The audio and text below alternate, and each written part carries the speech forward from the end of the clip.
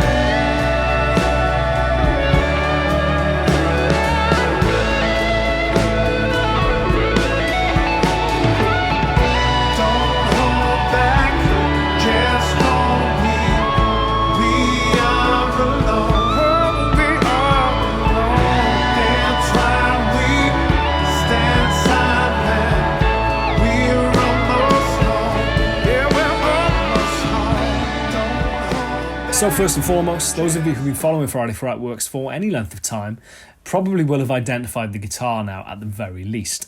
It's a 2020 model, Mexican made, entirely stock, I should add, Fender Duo Sonic. Now, I've owned this guitar for the better part of a year, I guess, and actually made a fairly comprehensive video about the Duo Sonic, its history and its place within Fender's stable last July. But aside from that video and a few subsequent Instagram posts, I haven't really used it all that much. So when it cropped up in the Jump In video, needless to say, sparked a lot of questions, not only in regard to what it was, but a lot of people actually misidentifying it as a Mustang. Now, this is an entirely understandable and very common misidentification, primarily due to the fact that the two guitars do look very, very similar and actually have a shared heritage, in the Mustang essentially having superseded the Duo Sonic as Fender's student model guitar, marketed for young musicians with small fingers. Now, the last time I made a video about the Duo Sonic, I took a bit of grief, quite rightly so, over having identified it as an offset. Turns out the offset crowd are decidedly ambivalent about the Duo Sonic, and although it is very similar to the Mustang, it doesn't share an offset waist, which kind of leaves it in its own little niche. Undoubtedly has its heritage and DNA in the Strat and Telly, which came before it. Should say that this was introduced in 1955, so it's no spring chicken, but is uniquely Duo Sonic. It is very much its own thing, and I should say is an absolutely incredible little guitar. I compared it in an interview recently, the kind of musical equivalent of driving a hot hatchback. You can't help but have fun with it.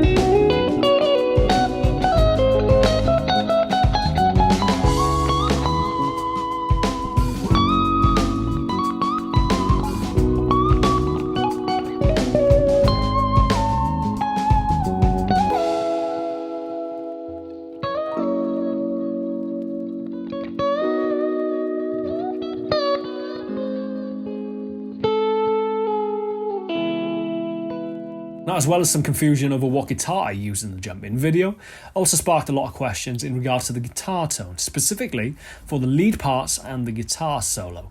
Now, somewhat misleadingly, a lot of you honed in on the fact that there was an old 60s or 70s, I'm not quite sure, audition amplifier in the background of the music video, which I can conclusively say has nothing to do with the sound you are hearing on the track or in the video. It was just a prop, it looked cool, fitted the vibe of the video, and thus it stayed. So apologies if you've gone out and bought one, expecting it to sound like Jump In, it really won't.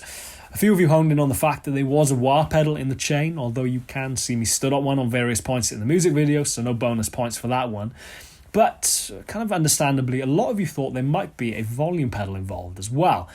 I can say again, there wasn't, but I can see why you might think this, especially having rolled the guitar volume back on the Duosonic a fair amount, as well as nearly all the way off for the tone control. Couple that with the wah pedal and you get some kind of fairly distinctive, almost dead spots in the wah pedal sweep. It really is quite a unique sound. Now, that effect turned out to be a pretty integral part of the sound of this guitar solo, though, as I said at the start of this video, actually started as me trying to find a bit of a workaround for a kind of byproduct of kicking the wah on, which is a significant volume boost. It's an incredible sounding wah pedal. It's my favourite I've ever owned. It's the Dunlop SC95 that I bought many moons ago. But as I said, there is a significant volume boost when you kick it on that is especially noticeable when you're running into a clean amp. In this case, it was pushing the amp into a natural breakup, which I really didn't want. So the way around this that I found was to roll the volume on the guitar back very slightly, as well as the tone nearly all the way off, as I said, which coupled with a fair amount of gain actually coming from the Cardinal Black box, gave a rather unique sound. Clean, yet dirty, and bright, and yet dark, I guess. It's a really quite identifiable sound. All of that combined, as I said, led to a couple of dead spots within the guitar's sweep where you almost lose the signal altogether. The amp I was using was Fender's recent reissue of the 68 Pro Reverb, running entirely clean into the Universal Audio aux box to capture the sound of the guitar. Now in this next clip, I'm going to toggle the effects that I used, a tape delay and a kind of ambient reverb within Guitar Rig, to show you the sound of the guitar entirely dry and how it sat in a mix.